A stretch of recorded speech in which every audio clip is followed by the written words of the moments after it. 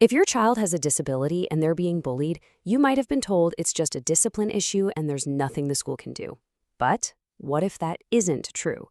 Today, we're going to break down exactly how you can use the legal power of an IEP or a 504 plan to get real enforceable safety protections for your child. Does this sound familiar? Bullying isn't part of the IEP.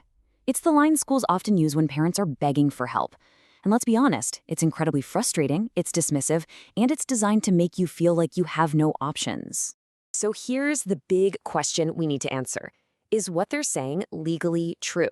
We're about to dive into why, in so many of these cases, the answer is a hard no. To really get what's at stake here, let's follow a real-world story. We're talking about a 7th grade student diagnosed with both autism and anxiety. He was being bullied so badly in the school cafeteria that he just stopped eating. He lost 12 pounds. This isn't just kids being mean. This is a massive barrier to his health, safety, and his ability to learn. And that brings us to our first major point.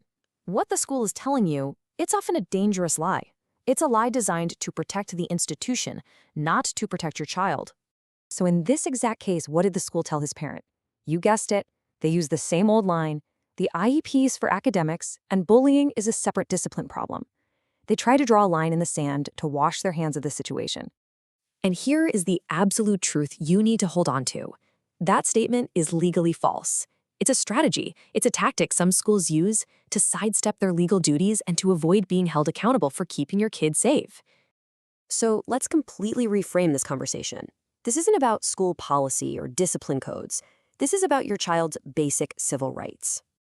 All right, under federal law, every single child with a disability is guaranteed something called FAPE, a free, appropriate public education.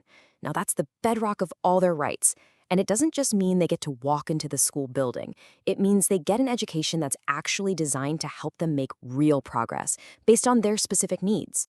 And here's the connection, the part they don't want you to know. If your child is so scared, so anxious, or so hurt that they literally can't learn, can't focus, can't even eat lunch, then they are being denied FAPE.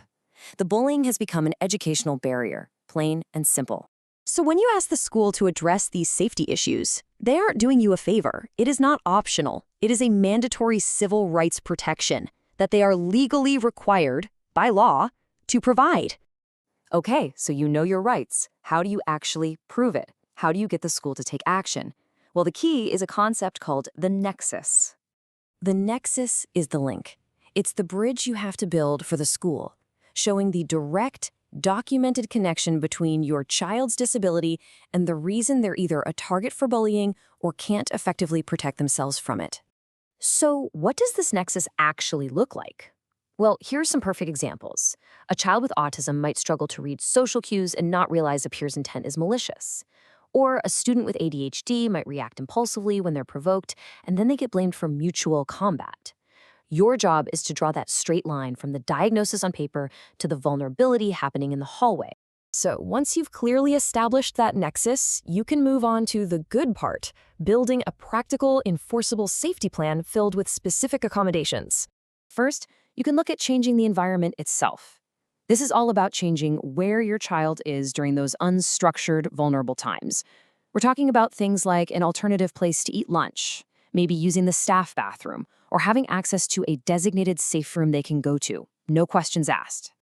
Second, you can beef up the supervision. And I don't just mean a vague promise to keep an eye on them. No, this has to be specific. Things like an adult escort between classes, a named staff member who is their go-to safe person, or scheduled check-ins to make sure they're okay. And third, you can add supports that build up your child's own skills.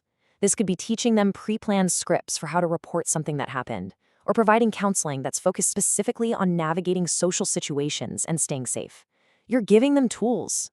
So let's circle back to our case study. For that 7th grader who was literally starving himself out of fear, these kinds of accommodations were an absolute game changer. He got a quiet, safe place to eat his lunch, an adult to walk with him in the halls, and one specific person he knew he could trust. And guess what? The panic attacks stopped. He started eating again. It worked. Okay, so you might be thinking, this is great, but what do I do right now? I've got you covered. Here is a clear 5-step action plan you can use to get these protections for your child. Here we go. Step 1. Document the vulnerability. Go through your child's evaluations and pull out the exact language that describes their challenges. Step 2. Map every single bullying incident back to that disability. Create a log. Step 3. Propose your own specific, measurable solutions. Don't wait for them. Step 4. In writing, explain how each accommodation is necessary for your child to access FAPE. And finally, the kill shot. Step 5. If they refuse anything, you demand they give you a prior written notice explaining why. Seriously, do not sleep on step 5. Demanding prior written notice, or PWN, is your single most powerful tool. It's the key to accountability. And here's why it's so brilliant. A verbal no from a principal just disappears into thin air, but a PWN forces the school to put their refusal and their legal justification for it down on paper. That piece of paper is no longer just a letter, it's your evidence. It's proof that you told them about a denial of FAPE, and they chose not to fix it.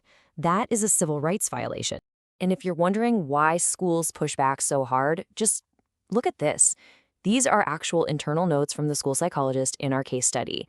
They knew what their legal obligations were, but their strategy from legal was to push back and deny services unless the parent escalated the fight. This is exactly why you have to document everything and escalate formally. So, what's the big takeaway here?